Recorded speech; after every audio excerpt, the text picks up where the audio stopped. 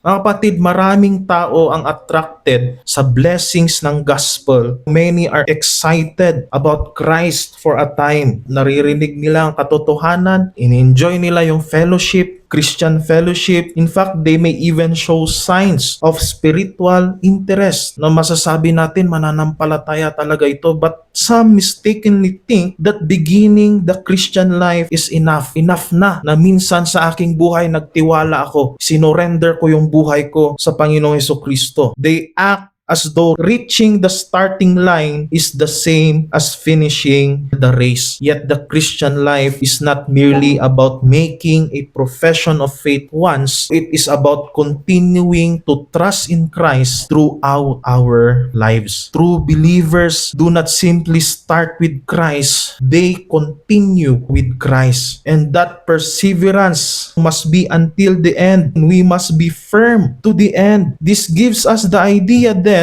na sa pag-persevere natin sa faith in our clinging on to Christ, we must cling unto Him until He comes again.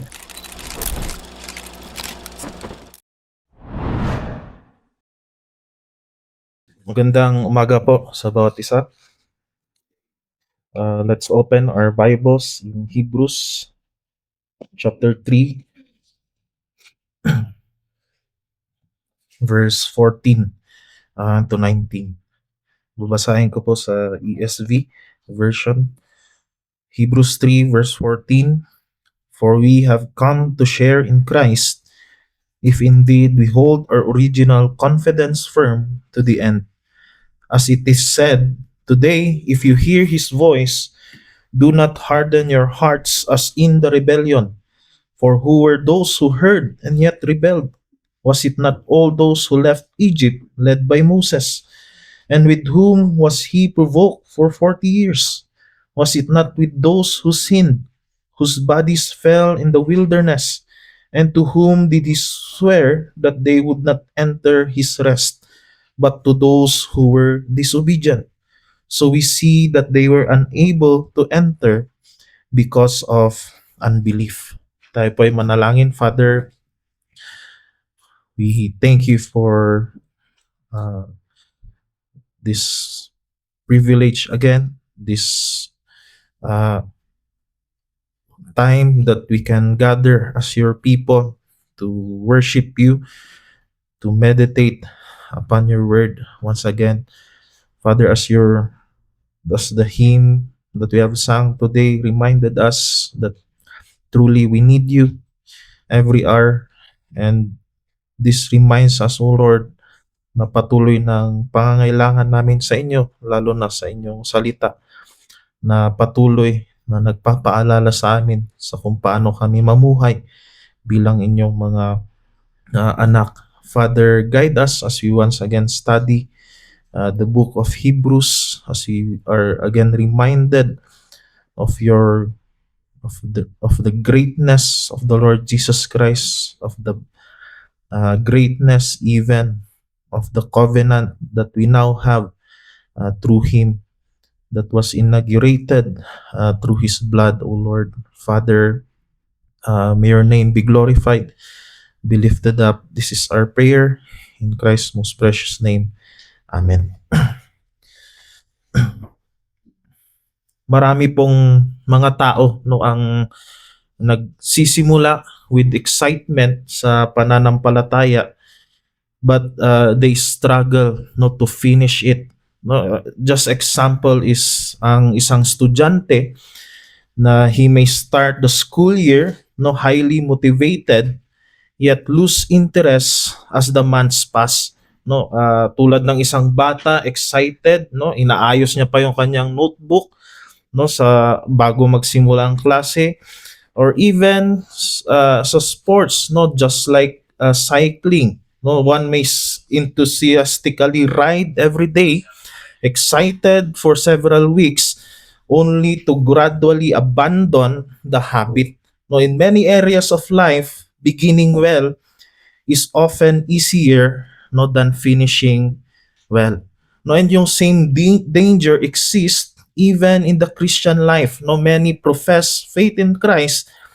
No, they begin with excitement, with joy, No, they eagerly attend worship, participate in the life of the church, speak openly about spiritual things, yet the Christian life, makita natin, is not ultimately measured by how well one begins, no, but by whether one continues trusting Christ to the end.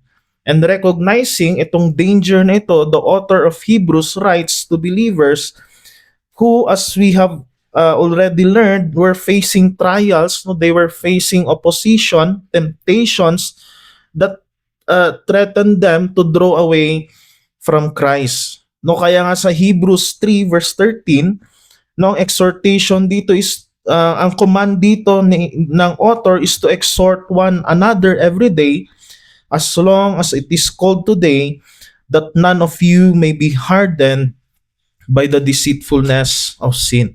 No, so ito yung kahalagahan, no, ng fellowship, ng church life, na ang bawat mananampalataya, they must encourage, exhort one another, no, para hindi sila mahulog sa kasalanan, especially in unbelief and apostasy.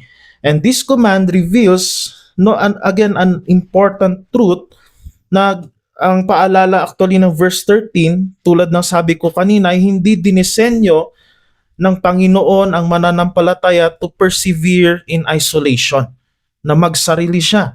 No, one of His appointed means for preserving His people is mutual encouragement, warning, and exhortation that takes place in the covenant community. So in short, we need the church. No, hindi tayo lalago sa pananampalataya natin, sa Kristiyanong buhay natin, without the covenant community. No, so bakit kailangan ito? Because sin is deceitful. No, it hardens the heart gradually rather than suddenly. Yan yung makita natin dito sa chapter 3. No, it weakens faith, it dulls our spiritual sensitivity, and tempts believers to drift away from the living God. No, so the danger is not merely outward disobedience, but inward unbelief that refuses to trust God's promises. And this concern leads directly to Hebrews chapter 3 verse 14 to 19. Dahil dito ini-explain ng author na ang mga nagpoproklama or claim, those who are claiming that they are Christians or those who truly share in Christ are those who continue in holding fast to their confidence in Him until the end. No, nagpapatuloy ang isang tunay na Kristiyano sa confidence niya, no, sa pagkapit niya sa Panginoong Jesucristo, no, sa kanyang pananampalataya. And to reinforce this truth, the author points us once again to the generation of Israel that came out of Egypt. Na kahit na witness nila ang mighty works ng Panginoon, experience His covenant blessings, they heard His voice, yet they hardened their hearts through unbelief, and for that reason, they failed to enter His promised rest. No, so why are we studying, no, this passage? Because their history serves as a solemn warning, no, for the church. It reminds us that exposure to God's truth is not the same as possessing saving faith. No, one may hear God's word, one may participate in the life of the covenant community, one may enjoy spiritual privileges, yet still harbor an unbelieving heart. No, therefore, believers must continually guard, no, against unbelief and persevere in trusting Christ. No, so kung sa pag-aaral natin ng Hebrews verse 14 to 19, we are confronted, no, with this searching question. What distinguishes those who truly share in Christ from those who merely associate with His people? No, and again, the answer is found in a persevering faith that continues to trust, obey, and cling to Christ hanggang sa dulo, no, until the end. No, so the idea of our passage is that those who truly share in Christ persevere in their faith by holding fast to Him and heeding His voice until the end. No, at upang mas maintindihan pa natin to, the author presents to us dalawang katotohanan, two truths. First is found in verse 14, and it reminds us that our perseverance proves the genuineness of our participation in Christ. Now again, our perseverance proves na genuine o totoo yung participation, yung union natin sa Panginoong Hesukristo. Again, verse 14 says, "For we have come to share in Christ if indeed we hold our original confidence firm to the end." No, so unang makita natin dito ay yung pagpresenta ng author sa kung ano ba yung blessing or ano ba yung participation nila, no, sa Panginoong Hesukristo. The verse says, "We have come to share in Christ." Yung word dyan na share is from the Greek word metokoi, and it is used of someone, again, who has a share on something. That's why on other translations, ang pagkakatranslate dyan is we are partakers with Christ. And ang paalala sa atin to mga kapatid, part of being saved and united to Christ is to receive a share with Him. And that is what it means to be a partaker. No, ano ba yung share natin sa Panginoong Hesukristo? Let us first take a look on how the Greek word metokoi was used in the scriptures. First is in Hebrews chapter 3 verse 1. Sabi dyan, "We have come to share," again, yung share dyan is metokoi, "in a heavenly calling." The share is happiness or the joy of heaven. A calling to its rewards. No, hindi lang yan. Sa Hebrews chapter 12 verse 8, sinasabi dyan na we share in God's loving discipline and training as His children. Sabi dyan, if you are left without discipline in which all have participated. Yung word dyan na participated is again the Greek word metokoi. And mga kapatid, as though it reminds us as those who have a share in Christ, we as believers, as pinopoint out ng Hebrews 12:8, experience God's fatherly guidance. And even when it includes correction. So the motivation then to persevere, as we can see here in verse 14, is the greatness of what we have received in Christ. Because the same language used sa mga verses na ginamit natin is the one used here in verse 14. And as those who have a share with Christ, we then can see that the glory which is far greater than that of the angels, than that of Moses, now belongs to us. No, it also belongs to us because we are united to the Lord Jesus Christ. And this is all because of our restored fellowship sa ating Panginoon, no, sa pamamagitan ng ating tagapagligtas, no, si Hesukristo. For as Hebrews 3 verse 6 reminds us, sinasabi diyan, we are now part of the household of Christ. No, parte na tayo ng household. Kaya sinasabi sa verse 6, we are His house. It refers to us, no, pakikiisa natin sa Panginoong Hesukristo. In chapter 2, verse 10 to 13, it reminds us that we are now joined with Christ as His brothers. And with that, we are joined together as part of His family. No, so makita nyo yung pag-explain dito ng author from being object of God's wrath, no, because of the Lord Jesus Christ, because of what He has done for us, we became part of His family. And even the glory we share in Christ is by virtue of our relationship with Him as part, again, of His family. Ito yung idea na ipinapakita sa atin ng Second Peter chapter 1 verse 4. Although different yung word na ginamit niya sa participation or partakers, it gives us the idea dahil sabi niya diyan by which he has granted to us his precious and very great promises so that through them you may become partakers of the divine nature, having escaped from the corruption that is in the world because of sinful desire. No, so this passage reminds us that because of our union with the Lord Jesus Christ, ang paalala dito ni Pedro is that we share even in the immortality and incorruptibility of God. No, the promise of resurrection. The same conviction can be seen even in Paul's epistles. Ano ba yung pagiging partaker with Christ? Sabi niya sa 1 Corinthians chapter 2 verse 16, we have the mind of Christ, which means through the word, through the help of the Holy Spirit, we get to know yung will ng Panginoon. We get to know the thoughts of God.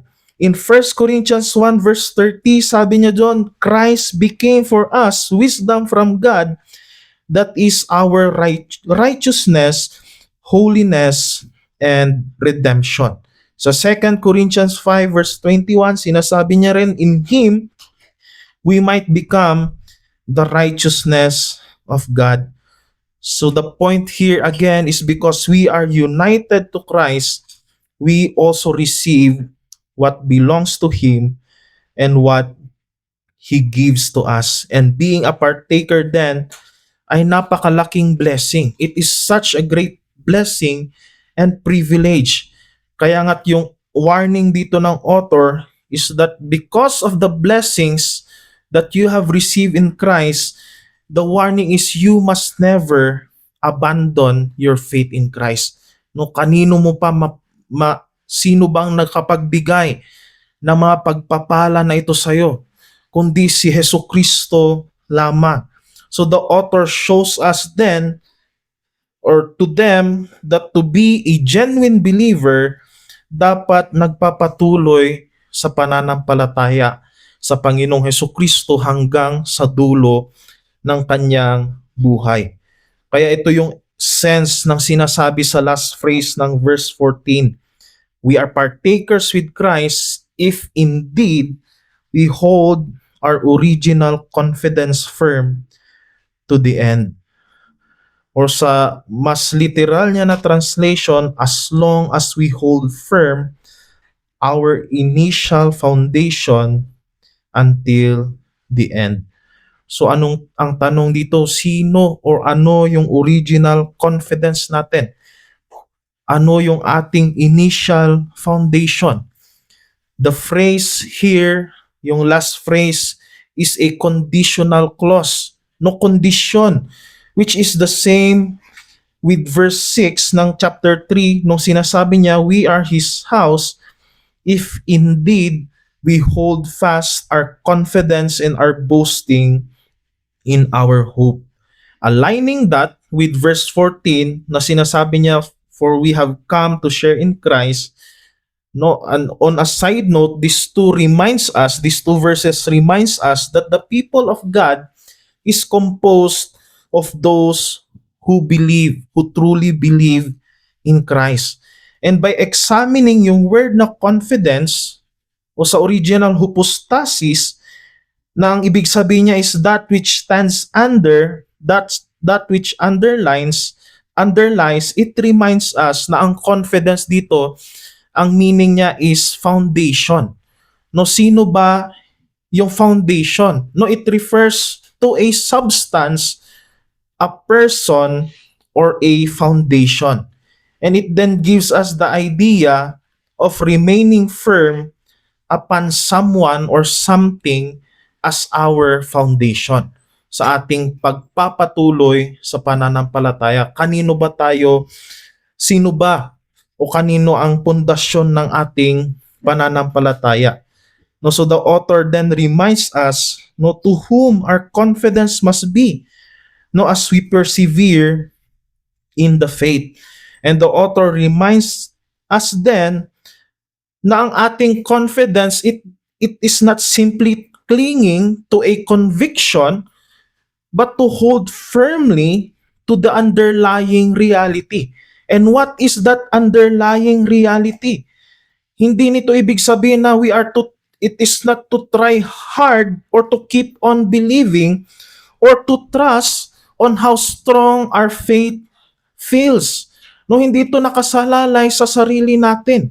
Yan ang madaling sabi nito. It is not about relying on inner determination or confidence.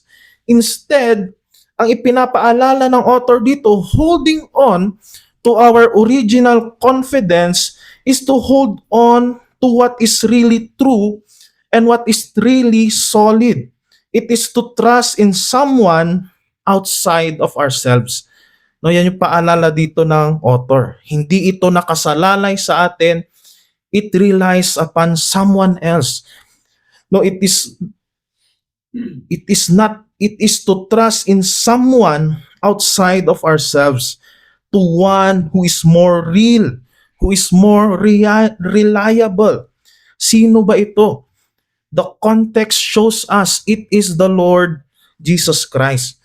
So ibig sabihin, to hold on then to our original confidence points us to cling upon Christ.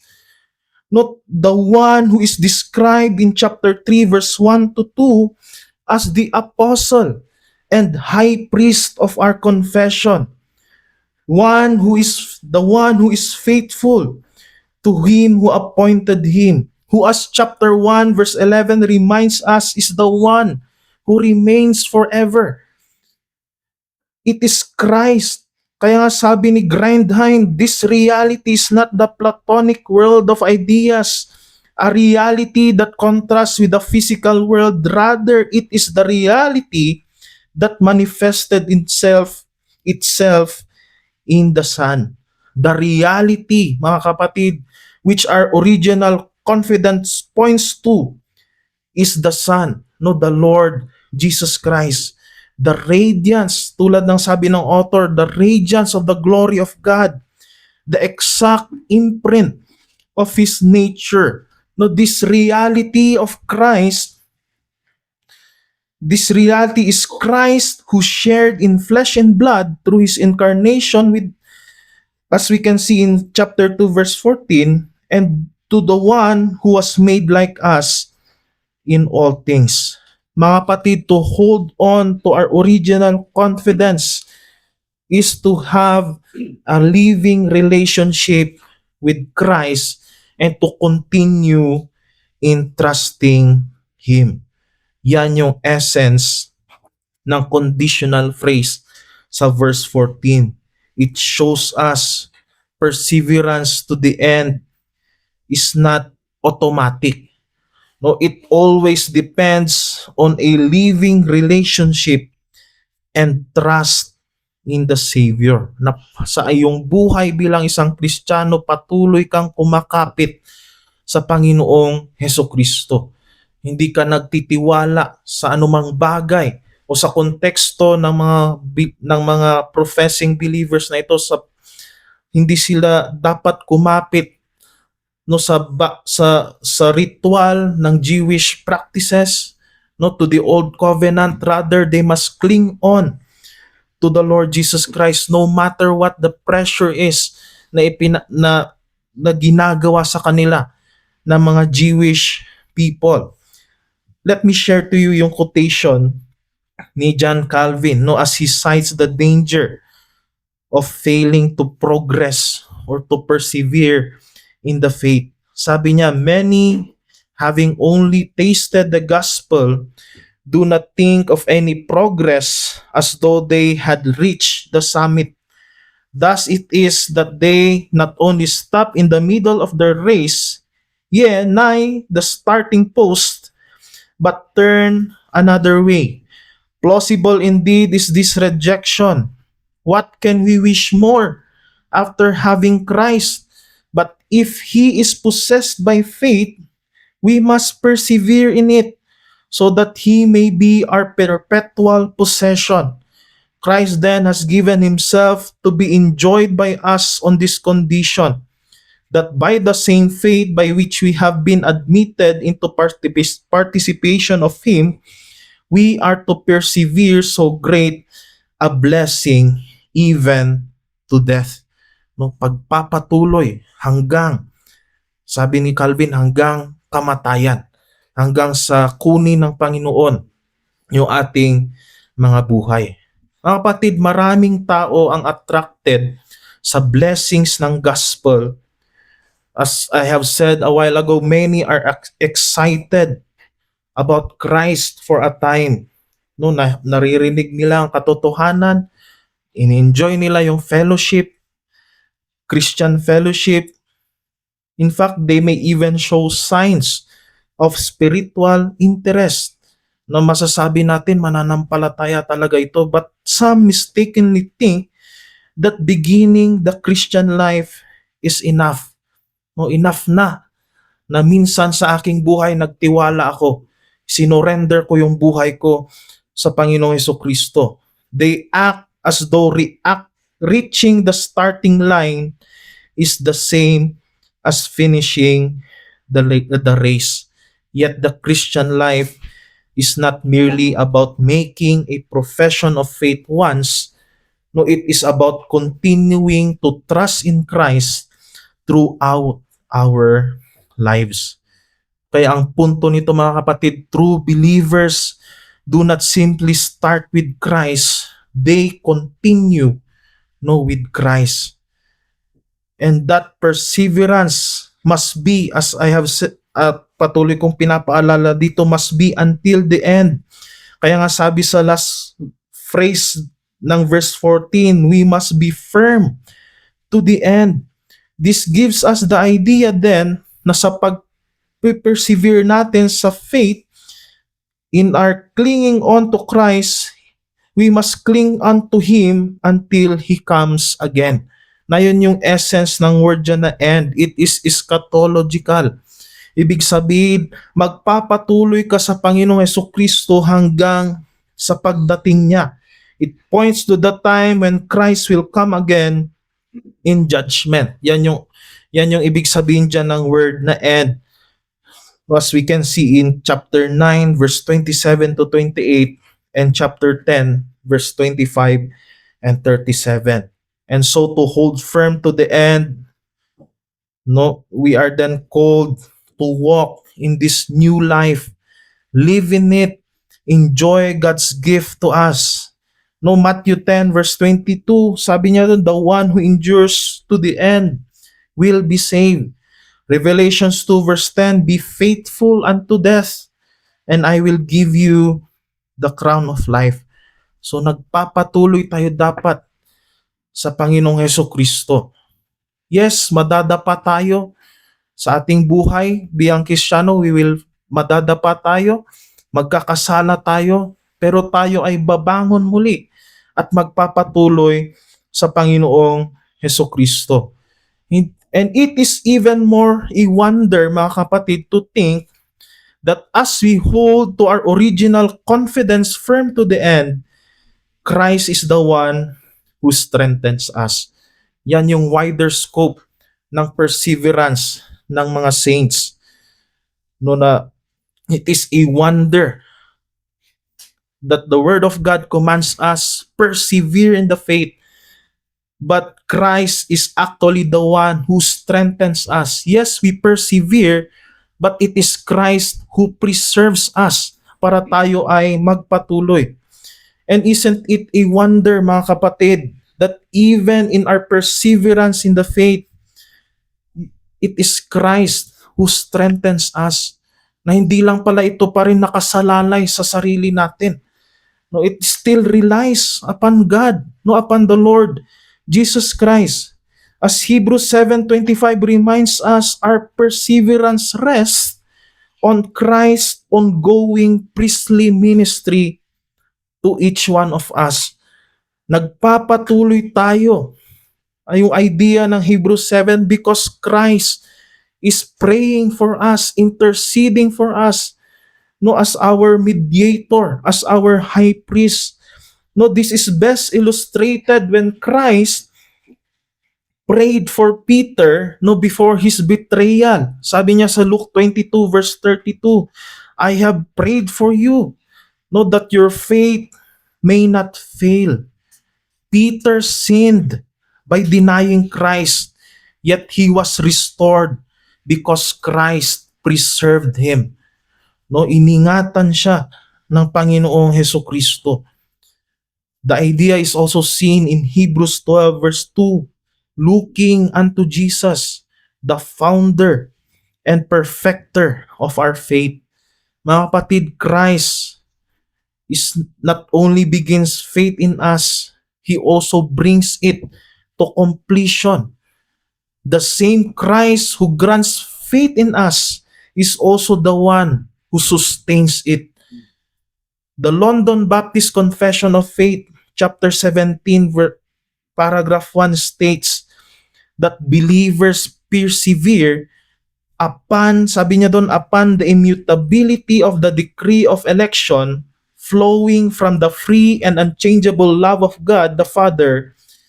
Take note of this, sabi niya, upon the efficacy of the merit and intercession of Jesus Christ and union with Him. No, the oath of God, the abiding of His Spirit, and the sea of God within them. No, so take note yung phrase dyan, upon the efficacy of the merit and intercession of Jesus Christ and union with Him. So napakalinaw. We persevere in the faith. We persevere in clinging on to Christ. But the reality is Christ is the one who preserves us, who strengthens us na magpatuloy na kumapit sa Kanya. So the challenge here is that may our faith, of course, may it continue to hold on to Christ. Ang Hebrews chapter 3 verse 14, hindi ito tinatawag tayo just to merely admire faith, but to hold fast to our confidence in Christ. Faith has no power in itself. No, its strength lies entirely in its object. Sino bang object na ito? Nito, it is Christ. Ang paalala dito mga kapatid, a weak hand holding on to Christ is much safer, no, than holding on to someone else or to something else other than Him. Just consider the foolishness of trusting on your own faithfulness, on your own resolve,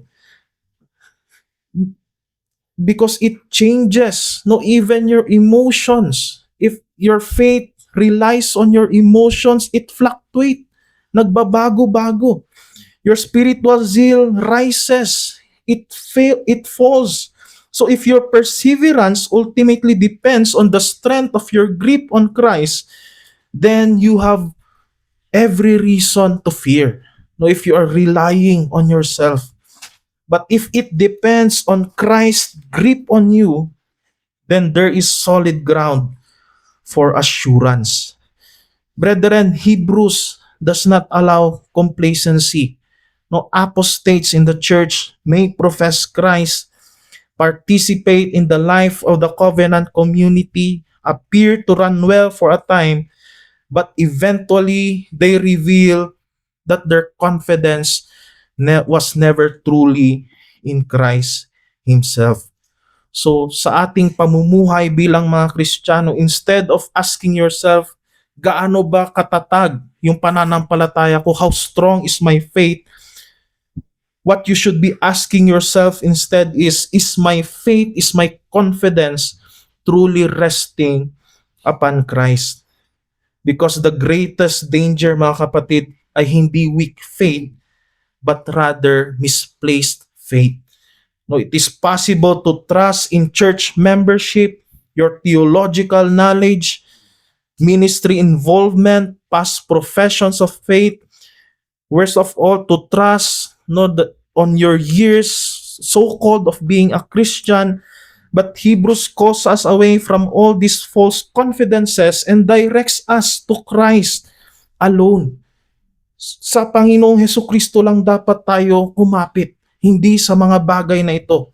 May we always be reminded, apostasy begins when confidence shifts from Christ to something else.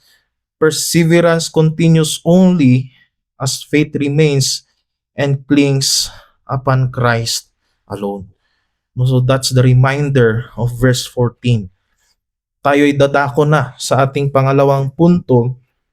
Our perseverance leads us to take heed of God's word. Verse 15 to 18, mga kapatid, pushes forward the argument of perseverance in the faith and the urgency to take heed of God's word. May mga questions na sinet dito ang author and sinasagot niya rin through questions. So we can see that in verse 15, sabi niya, "Today, if you hear His voice, do not harden your hearts as in the rebellion. For who were those who heard and yet rebelled?"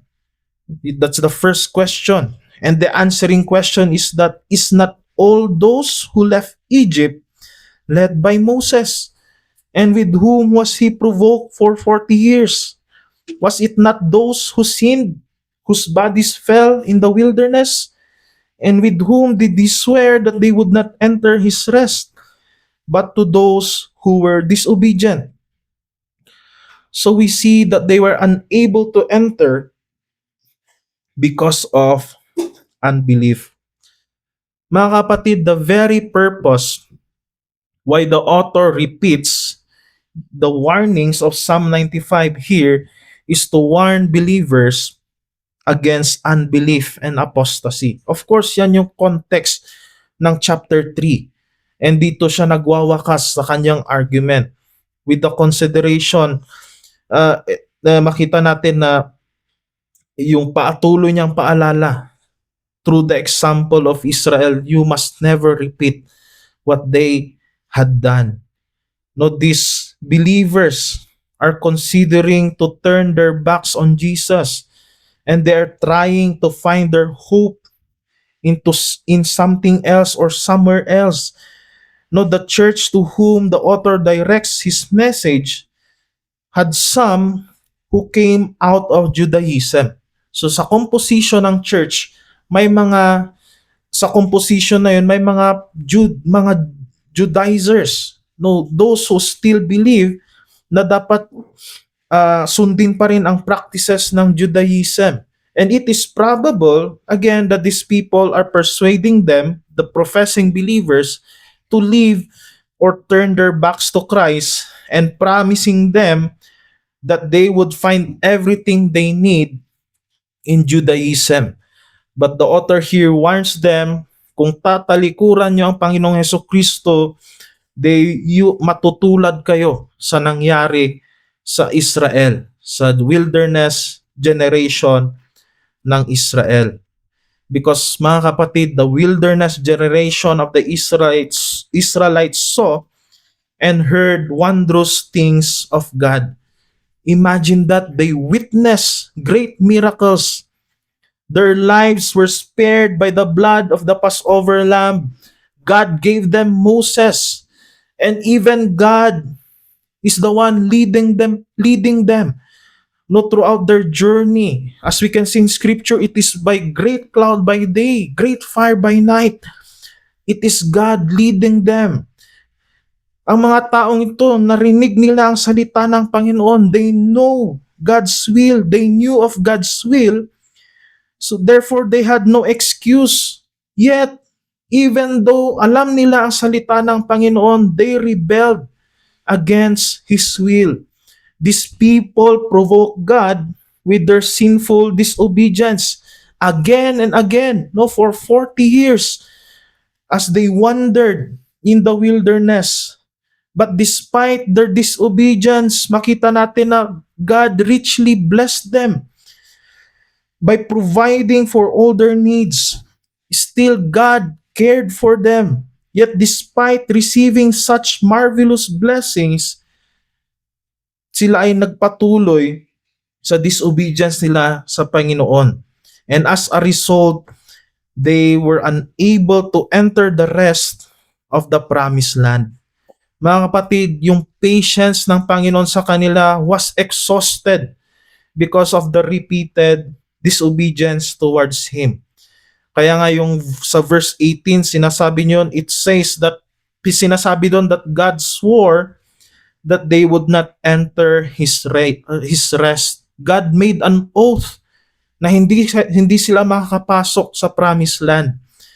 Take note, yung oath na yon was the same word used when God made a promise to Abraham.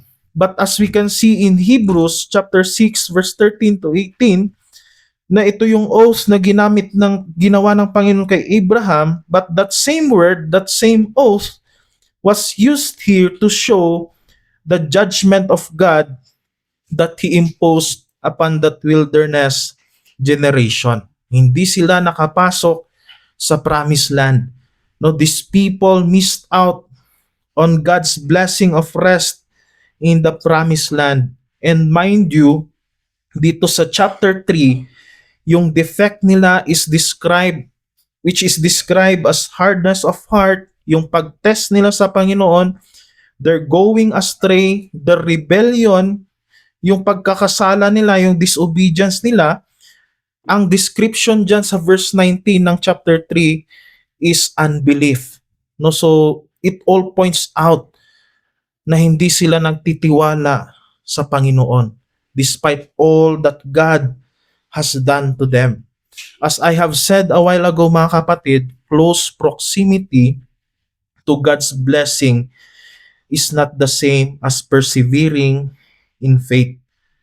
Pwedeng marinig mo, napapakinggan mo, inaaral mo ang salita ng Panginoon, involved ka sa life ng covenant community, yet you can still possess a heart of unbelief.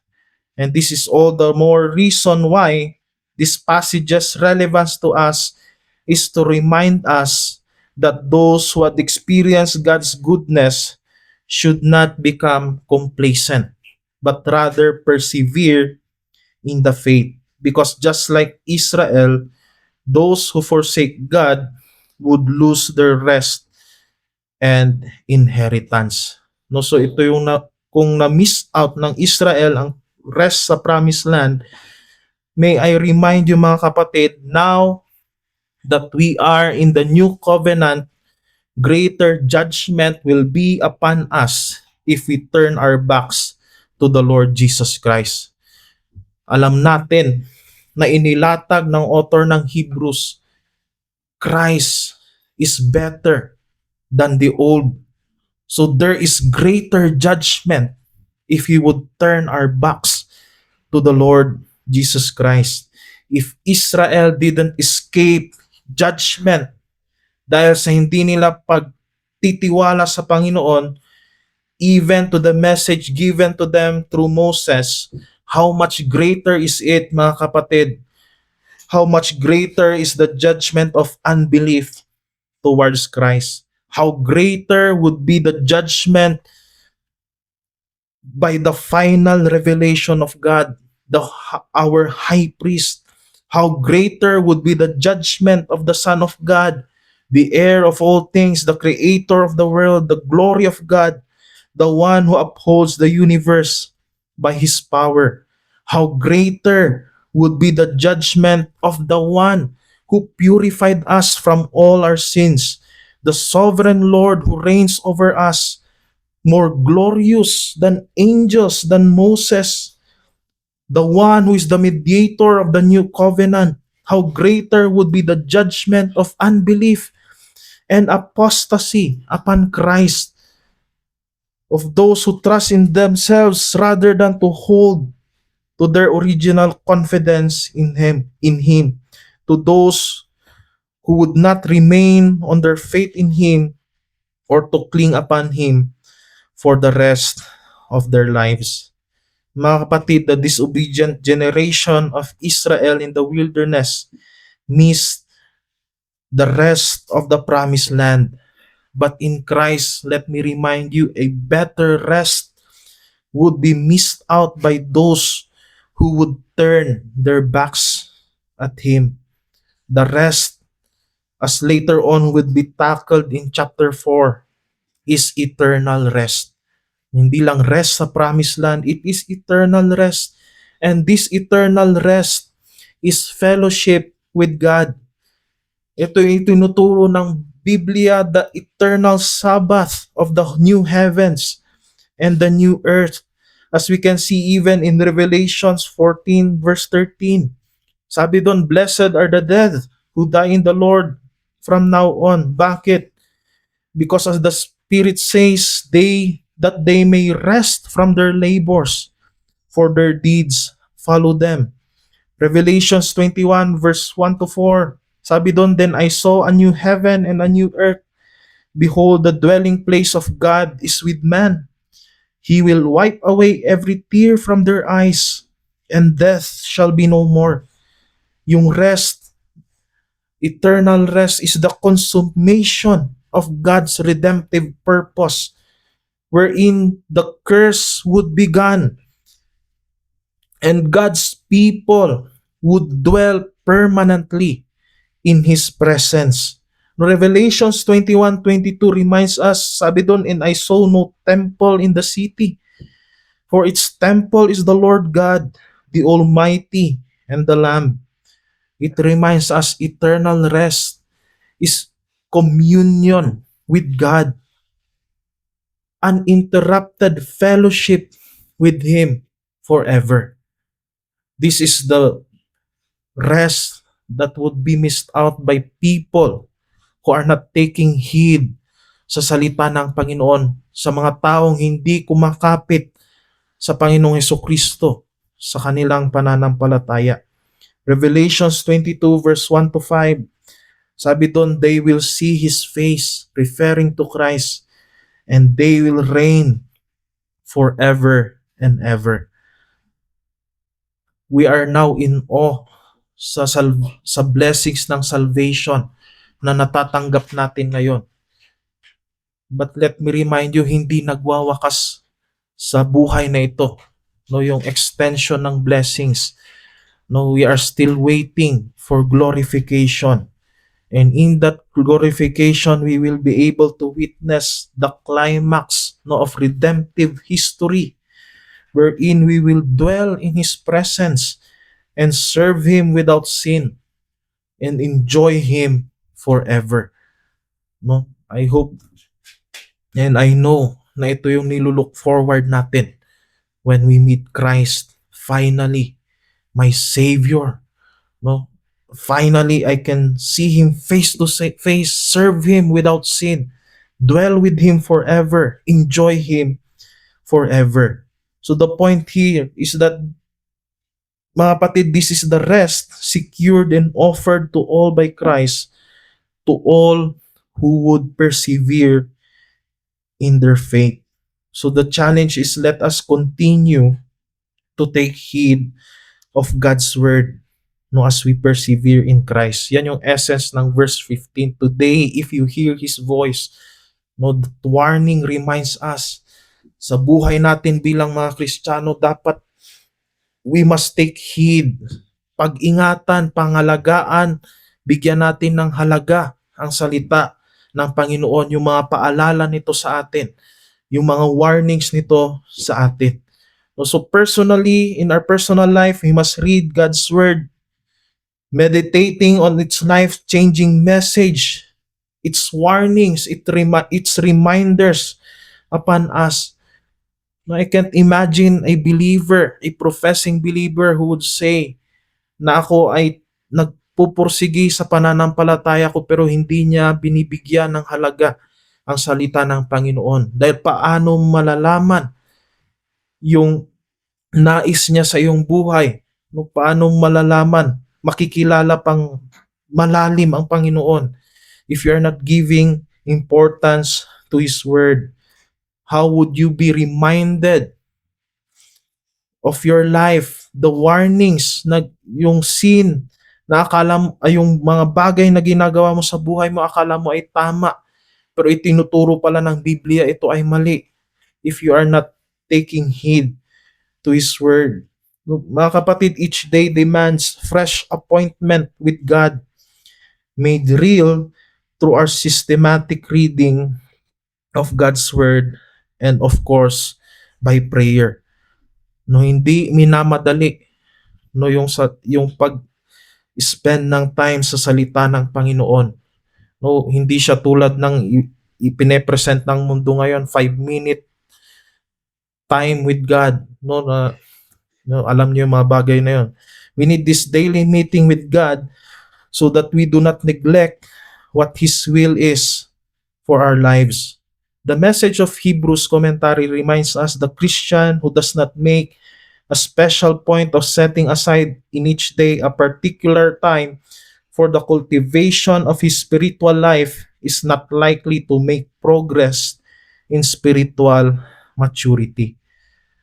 Si Ligon Dongkan no sa commentary niya na better a study of the Christian life in Hebrews, sabi niya, scriptures are not dusty, musty history texts that are boring and irrelevant for believers.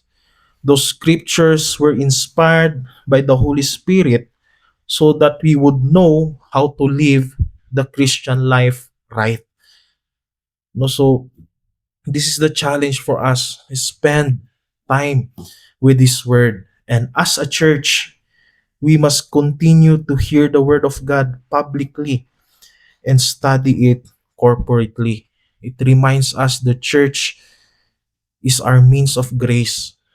No, you are missing a lot if you are neglecting the covenant community. Because the author of Hebrews here knows the supreme value of edifying teaching, corporate worship, and encouraging fellowship.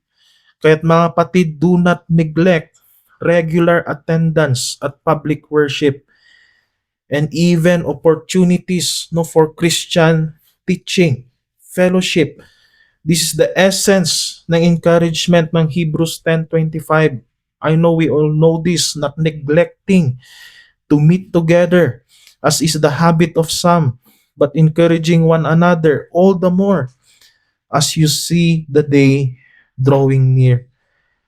And again, Hebrews 10:25 draws us back to verse 13 of chapter 3, wherein we need to exhort one another in the faith, in our strengthening, in our encouraging one another. God's word must be central. No? Ang salita ng Panginoon ang nangunguna in order for us not to fall into unbelief and apostasy. And of course, we must obey the word of God. Hindi lang to take heed and believe His word, we must also act upon it immediately and express our faith by obeying its commands. Do not be disobedient, as our passage reminds us, for in doing so, we would be like Israel who failed to enter God's rest. No, so as the carcasses, no, as I end, as the carcasses of the unbelieving generation fell in the wilderness, despite hearing God's voice, let us tremble at His word, forsake all confidence in ourselves, hold fast to Christ, lest an evil heart of unbelief leads us away from the living God. Naway magpatuloy tayo sa pananampalataya at sa pagpapatuloy natin ay kumapit tayo sa Panginoong Hesukristo at patuloy nating pangalagaan ang kanyang salita sa ating mga buhay. Tayo manalangin. Father, we thank you for your word, for reminding us once again through our study of Hebrews chapter 3, verse 14 to 19. Father, continue to help your people to persevere in the faith, to continually cling on to the Lord Jesus Christ as the object, as the foundation ng aming pananampalataya. And we are in awe, O Lord, grateful that even in our perseverance, it is you, it is Christ who strengthens us, who preserves us, Truly, it reminds us that our salvation is all by your grace. It is it solely rests upon you, not in ourselves. Kaya meron kaming kasiguraduhan ng security that we are eternally secure because of you, O Lord, preserving us. Guide us na patuloy naming pangalagaan, ingatan ang inyong salita.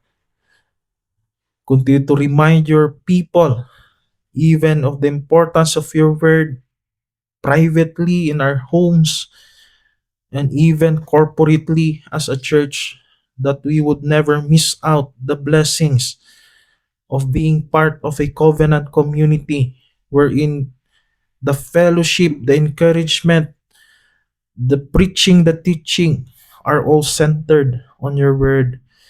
Preserve your people, that each one of us would remain true, faithful until the end. Ang gabayan nyo ang bawat isa sa amin, sa mga hindi pa sigurado sa kanilang pananampalataya, na sa oras na ito ay mapaalalahanan sila kanino ba sila nagtitiwala. Where is their faith resting? Is it resting on their own strength, or is it resting upon the Lord Jesus Christ? Father, continue to bless us as we continue on in our service this morning. This is our prayer in Christ's most precious name. Amen.